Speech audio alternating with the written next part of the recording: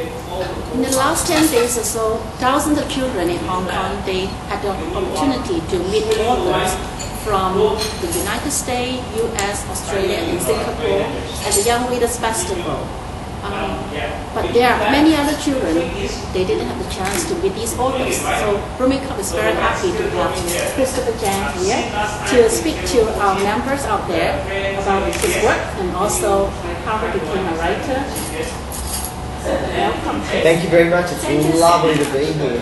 Pleasure. Pleasure. Tell us about yourself a little bit first. Oh, well, as most people can probably see, I'm half Chinese, so half of me belongs here, and half of me belongs in Australia. But I actually come here quite a fair bit. I've got a lot of relatives over here, so I can come and see my relatives and spend time over here.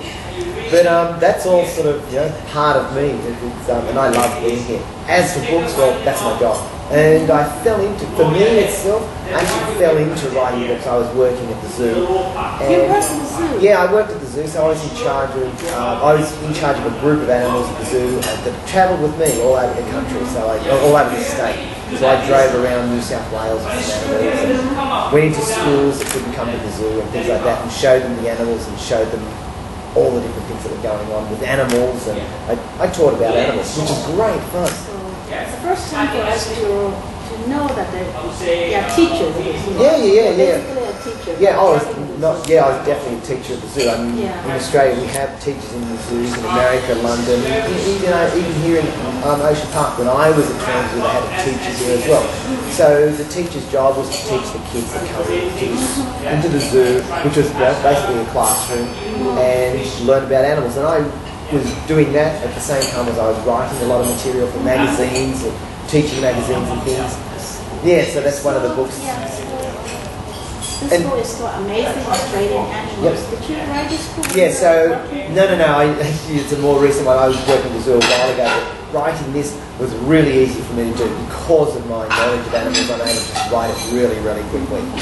And it was a case of writing, knowing a lot about animals and knowing all the funny things about animals and the quirky things about animals.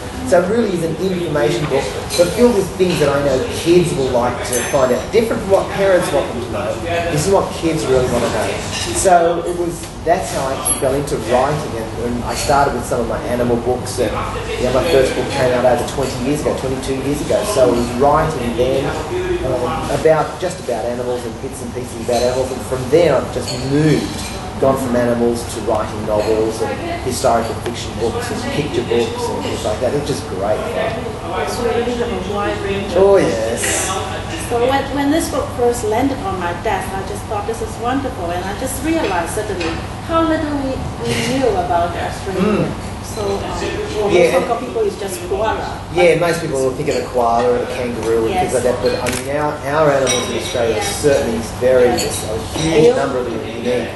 Yeah, around the world they don't have as many marsupials and things like that as Australia. Then that's because it's an island continent. So this is a great book for children who want to know more about Australian animals. And you have this wonderful. This is quite new, right? Yes, it actually only came out late last year, in October last year. So it sounds spooky. It's actually a long book. It actually came out, I wrote the original manuscript 10 years ago. 10 years ago? So in that 10 because I wasn't happy with it. And I'm really, really panicky. So, things weren't quite right. I'd work on a book for a little while, it wasn't quite right, and then I'd put it away. And leave it and let it just stay there for a while. And then I'd pull it out again. And work on the manuscript a little bit more, and then put it away again. So it wasn't till I was right, till it was ready, that I actually gave it to publisher. So how did you come up with this idea? The actual idea of the sound spooky comes about because of some noises I heard one night. And I talked to a little girl that lived next door, and we talked about the noises and what they could have been. And then I just wrote a whole list of noises and the noises that can be made and how noises are made, and then started linking all the words together. It really was like a jigsaw puzzle, matching sound words to words and just moving them all around and thinking about what I was hearing. And that's how it came up. And that was Sound Spooky. But that happened really quickly, but making sure it was exactly the way I wanted took a long time. Now that said, that picture book took 10 years for me to get right, another picture book that's coming out in August this year, this coming August. Actually, I wrote it in 2 weekends, and then it only took a couple of weeks after that to finish it. So it depends. Some books happen really, really quickly, and some books take a long time.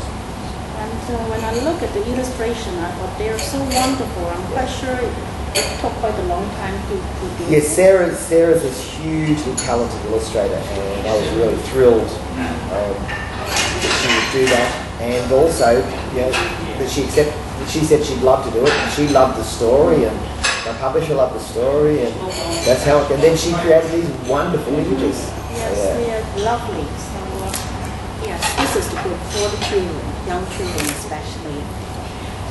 I think most children love. Oh yeah, at the part of the festival, I've just been reading it, and I was reading it to 14-year-old kids, and they love it just as much as the kindergarten, the grade 1 schools that I was reading it to yesterday. So yeah. So you have another one here. Yes. Classic Australian poems. Now this book has a very special part of me, because when I was at primary school, my teacher would walk into our classroom, and he'd tell us a poem at the beginning of the week.